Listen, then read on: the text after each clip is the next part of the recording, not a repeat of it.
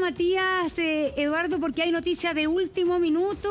Atención con lo siguiente, porque se ha acogido finalmente el recurso de amparo respecto a Manuel Monsalve, porque efectivamente en este recurso de amparo, en noticia de último minuto, fue acogido para que Manuel Monsalve entonces deje la prisión preventiva y tenga la medida cautelar de arresto domiciliario. Sí, Rafa Venegas tiene todos los antecedentes. Sí, mira, en esa puerta, en esa reja que estamos viendo, justo hacia atrás está el anexo Capitán Llaver. Antes del mediodía debería salir Manuel Monsalve.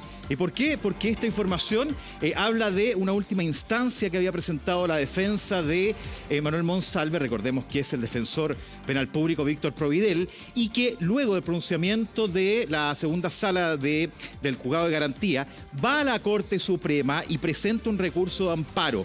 ¿Qué se considera en él? Y hay párrafos claves que vamos a ir revisando.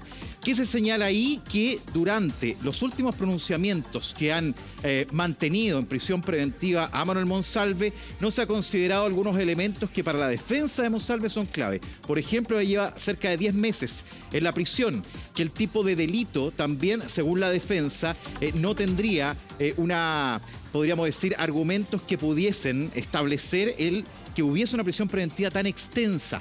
Esas situaciones son las que para la defensa eran clave. Ahora, si vamos podríamos decir, a los elementos que empiezan a surgir por parte de la Corte Suprema, recordemos que fue el séptimo juzgado de garantía que lo mantuvo en la prisión preventiva, lo que vamos a observar en las próximas horas es el cambio de la medida cautelar. El recurso de amparo finalmente es acogido por la Corte Suprema y por lo tanto ahora se va a cambiar la prisión preventiva en el anexo Capitán Llaver a llevarlo al domicilio. Total. ¿Dónde? En Viña.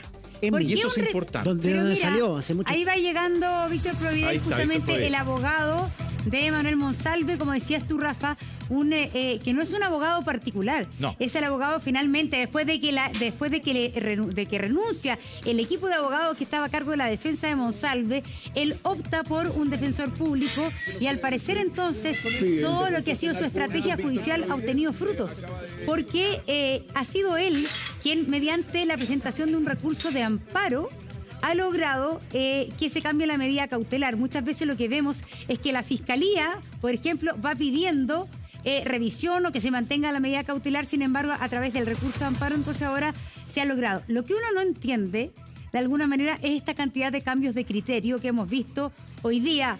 Katy Barriga, desde Hermosilla, Sauer, Monsalve, vemos que van y vuelven de la cárcel, ¿no es cierto? En este caso, Manuel Monsalve estuvo, como dices tú, 10 meses ya. 10 meses. 10 sí. meses en prisión preventiva, y los argumentos que uno alcanza a leer, Rafa, llaman la atención. Dice que el tipo de delito no amerita, por decirlo, una prisión preventiva tan extensa. Y quizás para el sentido común de las personas dicen, ese tipo de delito sí lo meritaría, porque acá hay una víctima que puede, la verdad, que sufrir algún tipo de presión, se puede sentir amenazada, porque un delito sexual, de connotación sexual, tendría menos argumentos para una prisión preventiva que un delito económico. Esa es un poco la duda que surge, Sí. ¿no? Sí, tal cual. Bueno, pero el momento de presentar los argumentos, ese es el que acoge la Corte Suprema. Voy a citar parte del documento. Dice, se deja sin efecto, dice la Corte Suprema, la resolución de fecha 2 de abril de 2025, dictada por el séptimo juzgado de garantía de Santiago, por lo que se sustituye la prisión preventiva por arresto domiciliario total. Ojo, sigue con una medida cautelar importante. La O segunda. sea, va a mantenerse dentro de un recinto, en este caso su casa, pero no puede salir. ¿Y por qué es importante marcarlo, Monse, a propósito del argumento que tú planteas? ¿Qué riesgo puede tener la denunciante?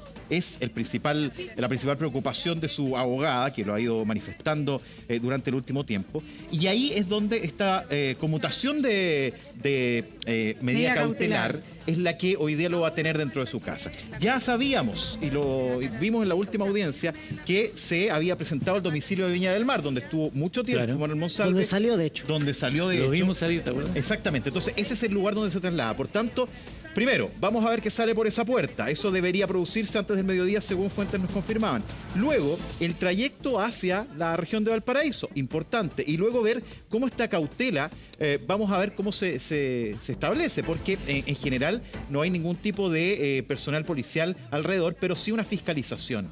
Y eso también es importante marcarlo. Entonces, si bien sale de la cárcel y la Corte Suprema acoge lo que dice la defensa de Monsalve, que este tipo de medida cautelar extremadamente gravosa, probablemente, y ahí hay un tipo de interpretación, cuando haya una condena podría conmutarse o no con lo que viene hasta ahora, viene la segunda parte, que es que esa condición, el estar en su casa, sí permitiría resguardar a la víctima, a la denunciante. Y por lo tanto, en este caso, la Suprema acoge este requerimiento. Pero tú dices algo muy importante, Monse.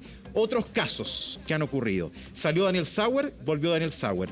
Salió Jorge Valdivia, volvió Jorge Valdivia. Lo mismo con Katy Barriga. Hoy día, si vemos la mayoría de los casos, con un tiempo ya más o menos establecido, han vuelto a sus domicilios. Daniel Sauer es el último que vuelve a la cárcel, se mantiene de hecho en la misma cárcel que estamos viendo en Capitán Llaver, pero sí, más de alguno dirá... Hermosilla salió un par de días también. Y ahora de nuevo está en la cárcel. Pero esto viene de la Corte Suprema. Claro, es que Esto viene de la máxima institución. Ahora, tendría que ocurrir algún tipo de reformalización o nuevo antecedente que ameritara una nueva... claro. Bueno, eso es muy importante. La Corte Suprema es el máximo tribunal. Por tanto, los recursos hasta ahora llegan hasta aquí.